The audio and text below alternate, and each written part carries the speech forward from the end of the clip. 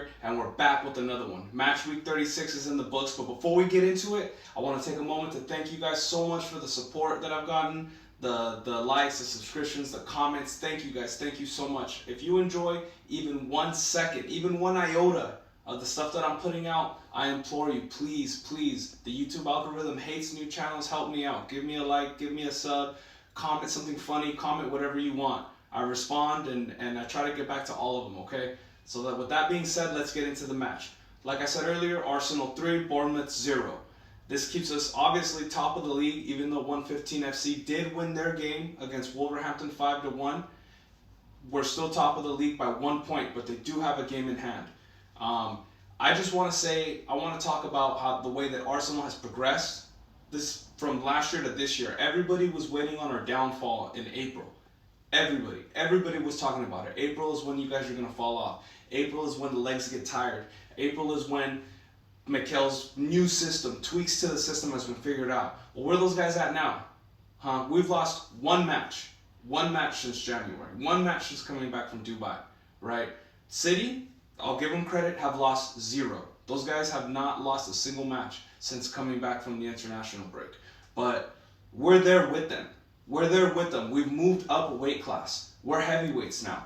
We can push them to the very end of the season, right? We have 2 games left. We have United away at Old Trafford. That's always going to be a tough game. And we have Everton at home. That's when we close out the season. So I just got to say, the amount of progress that we've made, the way that we fight now, the way that we scrap, the way that we play, we no longer play the occasion. We play the team, and we've grown by leaps and bounds. It's a phenomenal thing. I'm so happy the way that we've matured. Mikel's just really took us to a new height, right? When have you ever seen an Arsenal team with this plus 60 goal differential? Not losing a game, losing 1 game since January. You know, it's incredible. It's crazy. I never thought in my lifetime I would see a team, I would fall in love with my Arsenal this much all over again. This was a game where the midfield absolutely dominated. I don't think that there's anybody, aside from maybe City on their day, that can really come to my house and dominate my midfield, right? Thomas Partey, Declan Rice, Martin Odegaard. Declan Rice absolutely balled out today. He was my man of the match. I don't know if whoever, NBC or whoever streamed the game, whoever showed the game, gave him the man of the match, but he was my man of the match. This guy's work rate, the recovery runs that he makes, he's picking pockets. He's a 100 million euro bargain, right? Did you guys see the pass that he made to Bossard? Right, he wins the game. He wins the ball. Right at the edge of the box, crazy flick right to Trossard. He does what he does. You know, he's my Belgian baller. He does what he does. He's gonna score that 9 times out of 10. That's the reason why he's keeping Martinelli out of the side right now, off the starting side. Martin Odegaard was absolutely unreal today. Martin Odegaard, Kai Havertz, and Rice. Their movement in midfield, and well, obviously Havertz plays as a 9, but more as a false 9, so he'll drop back and make these little runs, link up play. He's picking pockets as well. He played really well. He's winning headers. He won the penalty. He's building up his confidence. Say what you will about the penalty, it is what it is, man. That's the game. That's the way that forwards are taught to play. They feel any contact, they hang a leg out, they're gonna go down. That's just how it is. If it was your striker, you would want him to do it too. That's just part of the game. It's what it is, you know. But the key to all of that is the resurgence, the reemergence of Thomas Partey, Thomas the Tank, Mr. Ghanaian excellence himself. This guy does whatever he wants, to whoever he wants, whenever he wants. There isn't anything that Thomas can't do, that nobody can stop him from doing what he wants. There's maybe 5 midfielders in Europe right now that I would put above him. He does everything. He's absolutely immense. He's the reason why Odegaard or why Rice and Odegaard can play the way that they play. He opens everything up for them. If you really love football, you love watching players like Thomas Partey dictate the midfield the way that he does. I know I've said it before and I'll say it again. I wish that the guy could stay healthy. If he could stay healthy, I mean, who knows what we could have won, what we could have done. You know, we could still possibly be in the FA Cup if he was still healthy. It's clear to me that Havertz is a striker now for us. Havertz has to play as a center forward, false nine, whatever you want to call it. He is now a forward.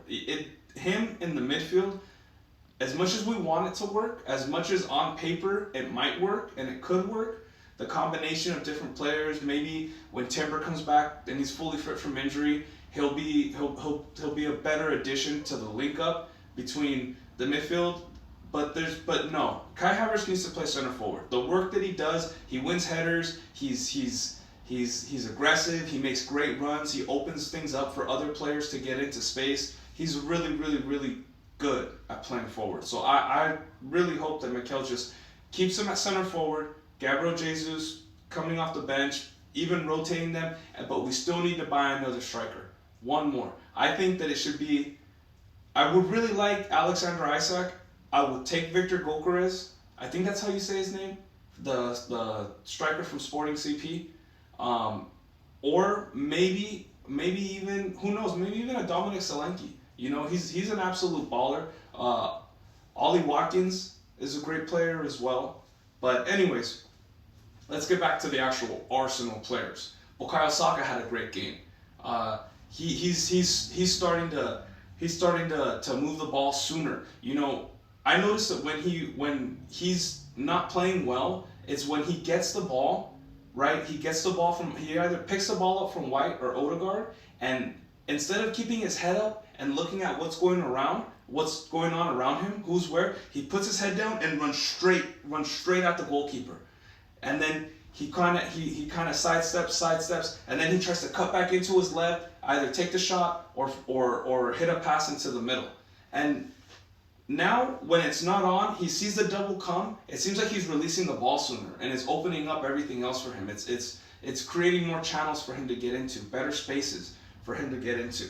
Another thing I want to shout out, David Raya officially has the Gold Glove. David Raya has now won the Gold Glove. It's 15 clean sheets if I'm not mistaken, and he is now locked in to win the Gold Glove. What else is there? Gabriel Jesus came off the bench today, missed a really good chance, did everything but scored the goal, but he hit an awesome assist for Declan Rice's for the third goal to Declan Rice. It was a no-look pass. It was.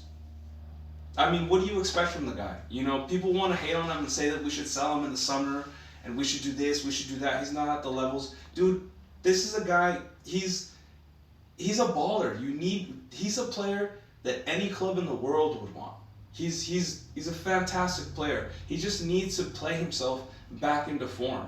That's all it is. The guy tore his ACL. He was out for almost a full year. Comes back. The surgery didn't go as well as we'd hoped. He re-injured his knee. It started to swell up. He had to get it drained. They thought that we could just get it drained and treat it that way. No, he needed surgery again to clean it up, to clean up the scar tissue. Now he's back, and you can still see that he's kind of not 100%. He's still not quite at the level. I think that if he comes in, he has another procedure, fixes everything up the way that he should, has a whole summer to get ready, a whole preseason to get ready. This is the guy who is gonna help us win trophies. You know, Gabriel Jesus, these sorts of players, the link-up play, the tracking back on defense, the pressing, he's a guy who does everything.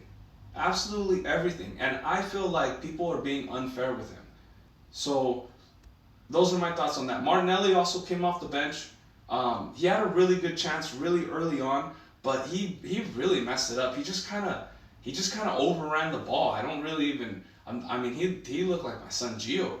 You know, he just kind of lost the ball in front of himself. I don't really know what the hell was going on there. You know, but maybe the chance came a little too soon off the bench. Sometimes that can be kind of problematic for players. They come into a game, yeah, they warm up on the sideline or whatever, but they get into the game, and the game's already at 1,000,000 miles an hour, and the chance came a little too soon.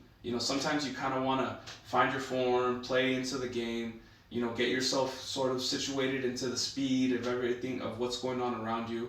And, so maybe it came a little too soon. Maybe it's a little harsh, but, that's a chance he has to take if he wants to come back into the starting 11. Trossard scored a goal that, for me, was at the perfect moment. At that time in the game, Bournemouth was starting to kind of press and get a little bit of momentum going, and Trossard was like, nah, not in my house, that's it, it's a wrap, everybody go home. 70th minute, perfect pass from Declan Rice. You know that my Belgian baller is going to smash that in 9 times out of 10. And there's a little something that I want to get into. I didn't really talk to her about it, but I really want to thank my wife, Cindy, for pushing me to do this. She's my producer. She's the one behind the camera. Her fingers are shaking right now because she's trying to hold the camera so straight for me. She's so sweet. I fuck everything up all the time. We have to restart. This little 10, 13-minute video takes like 45 minutes because I stumble, my mouth gets dry. She tells me I'm touching my face too much. Like, I'm a fucking mess, you guys. And she's the driving force behind me. So, Cindy, thank you so much. I love you, babe. Thank you. She's my producer. Absolutely love her. Thank you. She's everything to me. Thank you, babe. Yeah, and I think that's it, guys. Enjoy the rest of your weekend. Have a great Sunday. And we have Manchester United next at Old Trafford. Hopefully we kick the shit out of them. I would absolutely love. Before we finish, I want to point out one thing that I was thinking. Right, look at the difference between the way that our clubs are run. Right, Harry Maguire was bought from Leicester City like I think 3 or 4 years ago. The guy's 31 years old. They paid I think 84 million euros. Manchester United did. They paid Leicester City for Harry Maguire. Right. We paid 27 million for Gabriel Magalhaes. Right. 27 million for William Saliba, and 23 million for Tommy Tomiyasu, right? Takehiro Tomiyasu. So that's 27 and 27 is what? 50. 27 and 27 is what? 54. Plus the 20 is 74. Plus the other 5 is 77. So we got Takehiro Tomiyasu, Gabriel Magalhaes, and William Saliba, all for almost 10 million euros less than those assholes paid for Harry Maguire. So check that out. That's the difference. And you see it on the table. You see it in the quality on the pitch. I just had to throw that in there. I always gotta throw shades at those fucking heathens. That's it. We're out. Thank you guys.